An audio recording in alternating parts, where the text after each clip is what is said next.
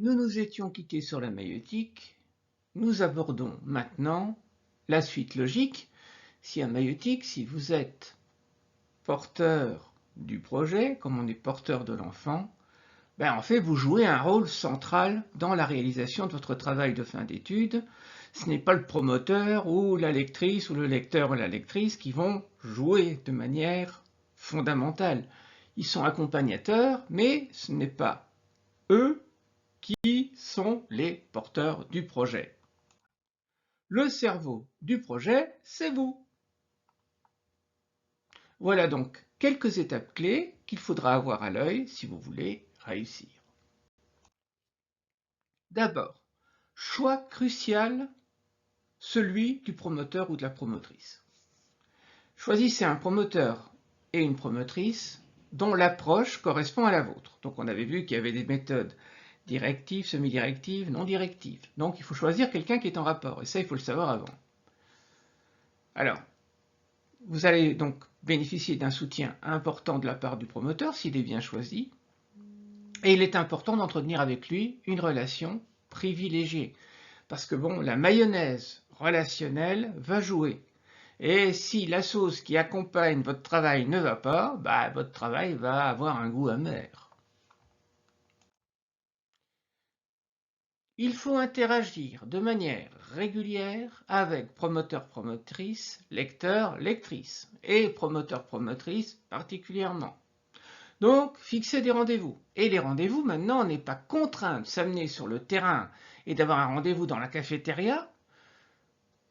Surtout en période de stage, vous vous rendez compte de la difficulté. Vous avez heureusement maintenant les outils de communication à distance. Vous avez Teams, donc profitez-en, utilisez-le. N'hésitez pas à demander de l'aide quand ça coince. N'attendez pas. C'est quelque chose qu'il faut prendre rapidement, qu'il faut traiter le plus vite possible, sinon ça dégénère. Et donc, il y a des délais. Et il faut respecter ces délais. Si vous tardez, ne donnez pas de nouvelles. Plus vous tardez, moins vous aurez envie de donner des nouvelles.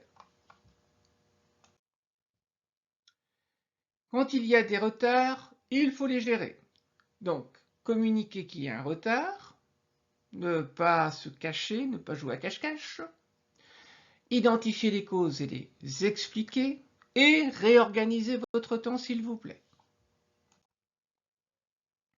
Donc, il faut recourir à des personnes spécialistes, parce que promoteurs, promotrices peuvent convenir en tant que spécialistes, mais parfois, pour un versant, il manque un spécialiste. Donc, si soudainement surgit une question musicale, tournez-vous vers le prof de musique. Même s'il n'intervient pas dans le travail de fin d'études, il pourra toujours vous conseiller. Vous ne cherchez une personne ressource, peut-être que vous ne la trouvez pas, mais que le prof auquel vous vous adressez va vous trouver une personne ressource. Et donc, n'hésitez pas non plus à avoir recours à des experts externes qui vont vous guider et donner des idées. Alors, je vous rappelle à tout hasard, il y a aussi maintenant un expert externe auquel on ne pense pas, l'intelligence artificielle. Figurez-vous qu'il faut le renseigner comme étant un expert externe quand c'est une référence à donner. Alors, il faut se former aux différentes approches. Mais qu'est-ce qu'on attend aux différentes approches? Bon, alors, vous savez qu'en psychologie, par exemple, il y a différents courants. Il y a les courants psychanalytiques, cognitivistes, comportementalistes. C'est ça, c'est une approche. Et donc, il faut se familiariser avec les différentes méthodes scientifiques qui existent, les explorer, savoir qu'elles existent et voir ce que prendre un choix plutôt qu'un autre va impliquer.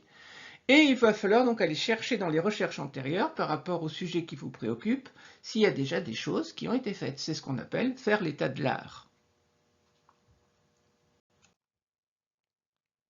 Alors, les avantages d'un TFE bien réussi, c'est d'abord qu'il y a une opportunité d'apprentissage unique. Ça va vous valoriser auprès de vos employeurs, l'air de rien, quand vous devez chercher un emploi, ça peut servir.